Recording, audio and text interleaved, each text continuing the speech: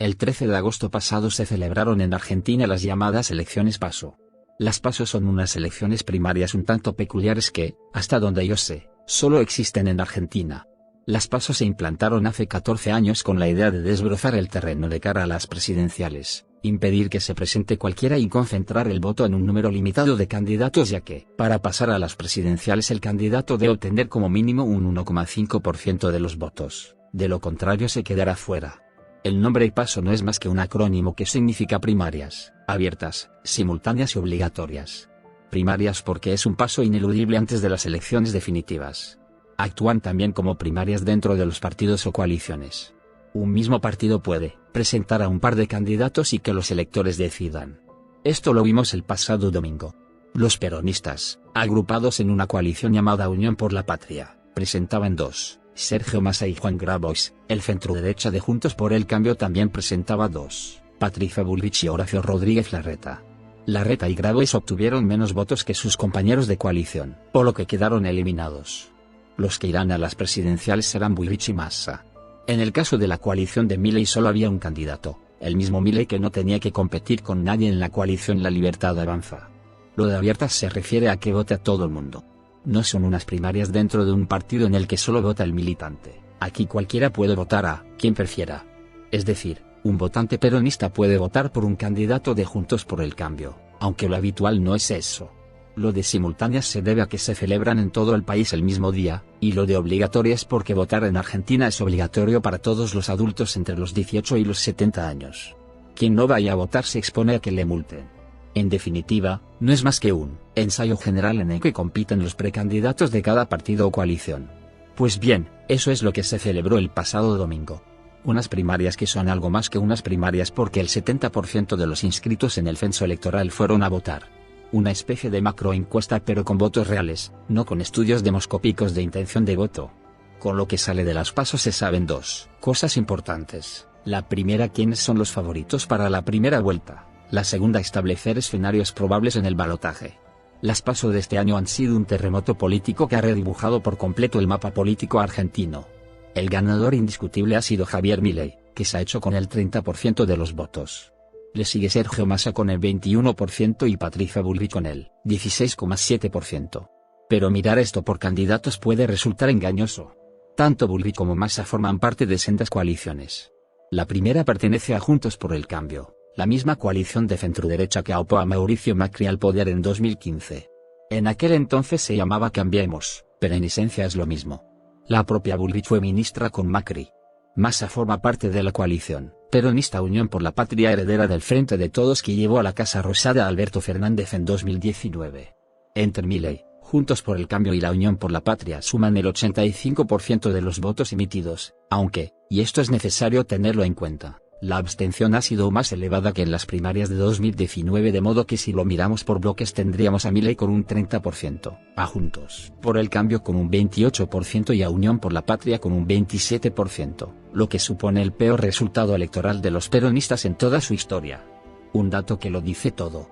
En las PASO del 2019 el Frente de Todos de Alberto y Cristina Fernández obtuvieron más de 12 millones de votos, esta vez Massa y Grabois han quedado en la mitad. El mapa se ha quedado conformado en un esquema de tercios. Entre Milei, Juntos por el Cambio y la Unión por la Patria suman el 85% de los votos emitidos, aunque, y esto es necesario tenerlo en cuenta, la abstención ha sido más elevada que en las primarias de 2019. En aquel momento fue del 24%, en estas ha sido del 31%. Aunque el voto es obligatorio, muchos argentinos lo ignoran y no van a votar, especialmente en las primarias. En 2019 la participación en las PASO fue del 76%, en las presidenciales subió hasta el 81%. En las de 2015 en las primarias la participación fue del 72% y en las presidenciales del 80%. Es decir, se moviliza voto entre unas y otras y eso hay que descontarlo. Con estos resultados en la mano lo más probable es que el peronismo se despida del poder dentro de unos meses, ya que las posibilidades que tiene de ganar las elecciones son muy pequeñas. Aún así, ninguno de los tres candidatos parece que vaya a obtener una victoria directa en la primera vuelta. Para conseguirlo necesitan el 45% de los votos o superar el 40% y dejar al segundo a más de 10 puntos porcentuales de distancia. Milei, el candidato más votado, se ha quedado muy lejos del 45%. Bullrich y Massa más lejos todavía. La segunda vuelta es, por lo tanto, prácticamente inevitable.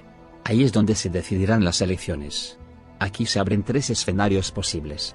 El primero es que Milei consiga el milagro de ganar en primera vuelta, ya porque alcanza el 45%, ya porque se queda en el 40% dejando a Bullrich y a Massa más de 10 puntos por detrás. Es un escenario poco probable a no ser, claro está, que entre los abstencionistas haya mucho partidario de La Libertad Avanza que se movilice el día 22 de octubre y vote a su candidato. No es inverosímil, pero sí improbable. El segundo es que traspongamos los resultados en las PASO a las presidenciales del 22 de octubre. En este caso pasaría la segunda vuelta Milei y Bullrich. En ese punto existe la posibilidad de que el votante peronista haga piña con Juntos por el Cambio para apear a Milei, lo que convertiría en presidenta a Patricia Bullrich. Pero también existe la posibilidad contraria, que los peronistas se abstengan o voten a Milei para que ponga en práctica todo o una parte de su programa, que es genuinamente revolucionario y que implica la dolarización del país y un ajuste muy severo de gasto público. Esto ocasionaría huelgas y movilizaciones sindicales que el peronismo podría capitalizar. El tercer escenario es que Milei pase a segunda vuelta y se enfrente en ella a Sergio Massa en el caso de que consiga recuperarse del fracaso de las primarias y movilice votantes que estaban en la abstención. Ahí ambos tratarían de recoger todo el voto posible en la derecha y la izquierda. Milei reclamaría el voto de Juntos por el Cambio y Massa apelaría a la épica peronista frente a Milei, al que la han etiquetado como ultraderecha peligrosísima que traería una regresión de los derechos sociales. Hasta hace no mucho tiempo consideraban a Milei una extravagancia televisiva, un tipo vehemente que les llevaba la contraria en los debates de televisión. La izquierda argentina ya se ha instalado en esa narrativa. Hasta hace no mucho tiempo consideraban a Milei una extravagancia televisiva, un tipo vehemente que les llevaba la contraria en los debates de televisión. Hace menos de 2 años, en diciembre de 2021 consiguió un escaño de diputado por Buenos Aires. Obtuvo casi el 14% de los votos y su coalición La Libertad Avanza se convirtió en la tercera fuerza política de la capital. A partir de ese momento se convirtió en un actor político que las encuestas empezaban a bendecir con buenos resultados. Eso ya no se podía ignorar, aunque los expertos no daban demasiado recorrido a Milei, le consideraban una rareza de las tantas que da la política argentina. Eso se acabó este domingo.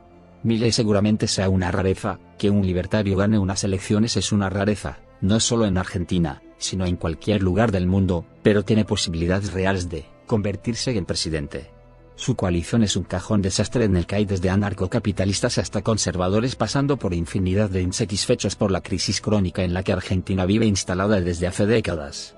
El lema del partido es muy ilustrativo al respecto, reza, una Argentina distinta es imposible con los mismos de siempre.